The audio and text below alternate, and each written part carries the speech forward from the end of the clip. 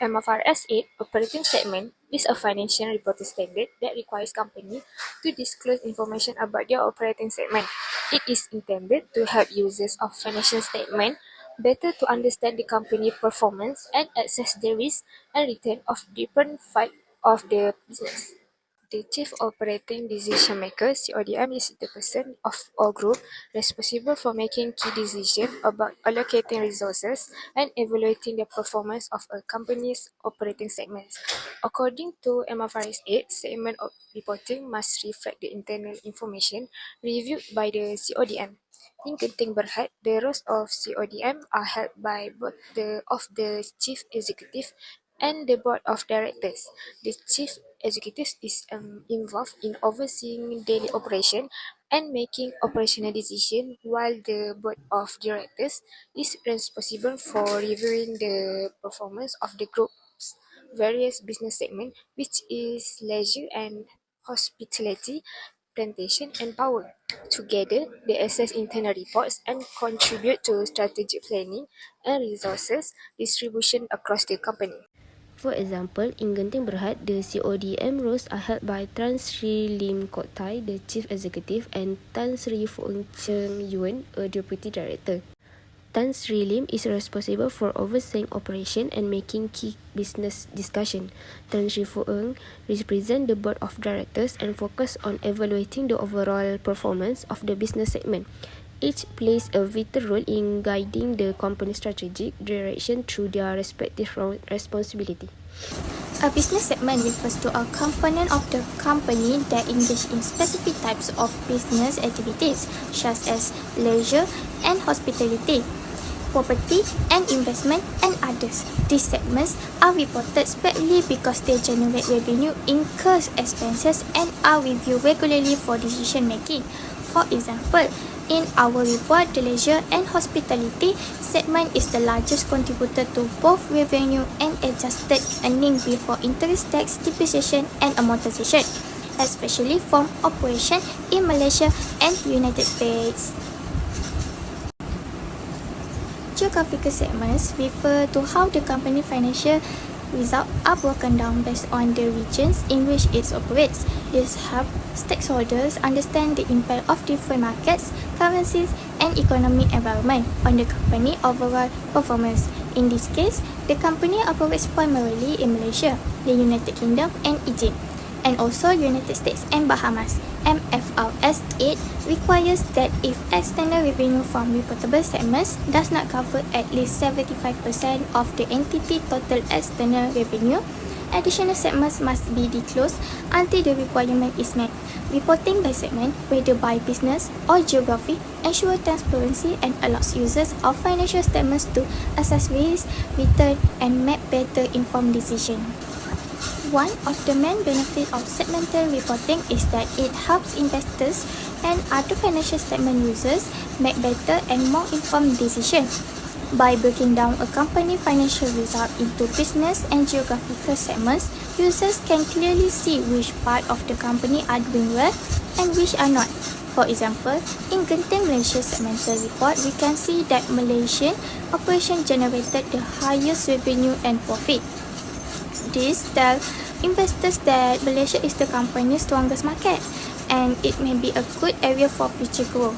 On the other hand, segments with lower performance may indicate areas that are struggling or less profitable.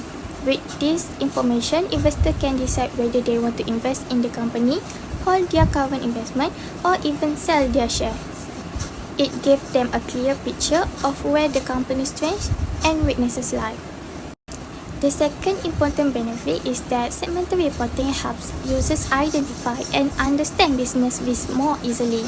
When financial results are broken down by region or business line, it becomes easier to spot which part of the business are facing challenges.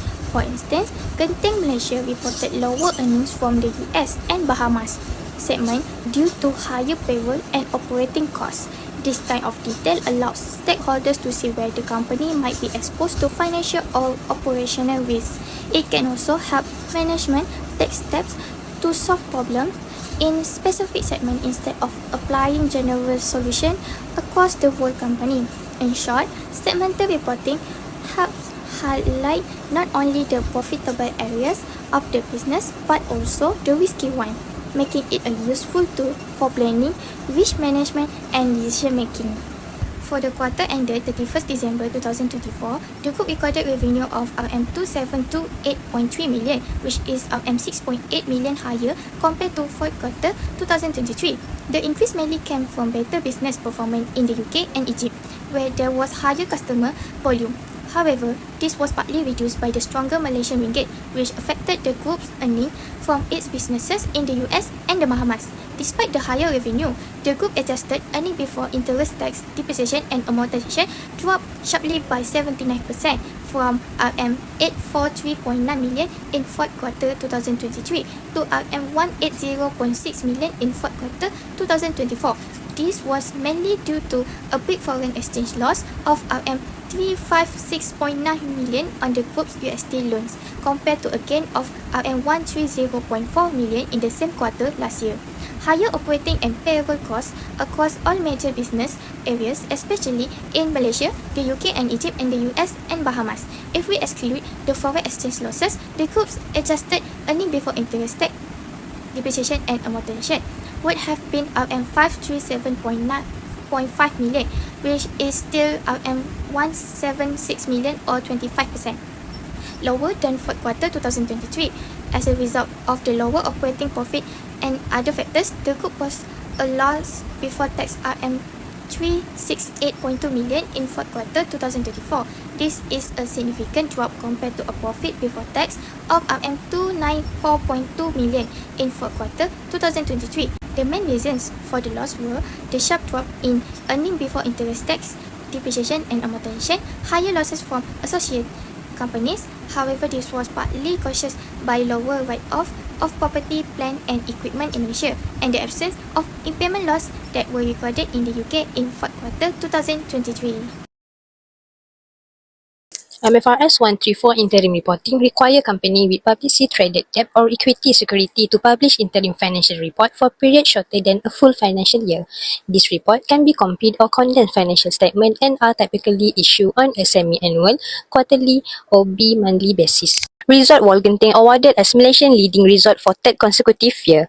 On 10 October 2024, Resort Wolgenting was recognized as Malaysian leading resort for the third consecutive year at the World Travel Awards 2024, marking the fifth time the resort has received this prestigious honor. The World Travel Awards, established in 1993, is recognized as a benchmark for excellence in the global travel and tourism industry, which votes coming from travel and tourism executive and consumer travel buyer. Commitment to delivery halal experience. Genting Malaysia was awarded the Halal Champion Award at the launch of Halal on Track Pahang 2024, recognizing the halal status of Resort World Genting's Jom Makan Sky Avenue and Jom Makan Street Food Outlet. This outlet, which underwent a true evaluation by the Pahang State Islamic Religious Council, were ranked among the top 10 out of 1,500 nominations for their commitment to halal practice in food and beverage operation. The award marks a significant milestone as Genting Malaysia continues to expand its halal initiative at the resort. Genting Berhad presents its interim financial report on a quarterly basis in accordance with Malaysian Financial Reporting Standard 134. Each interim report includes financial information for the current financial period as well as comparative information for the corresponding period in the previous financial year. The interim reporting periods for both the current and comparative financial statement are shown in the tabular format below. These are the condensed consolidated income statement, statement of comprehensive income, statement of changes in equity, statement of financial position, and statement of cash flow for the fourth quarter of 2024.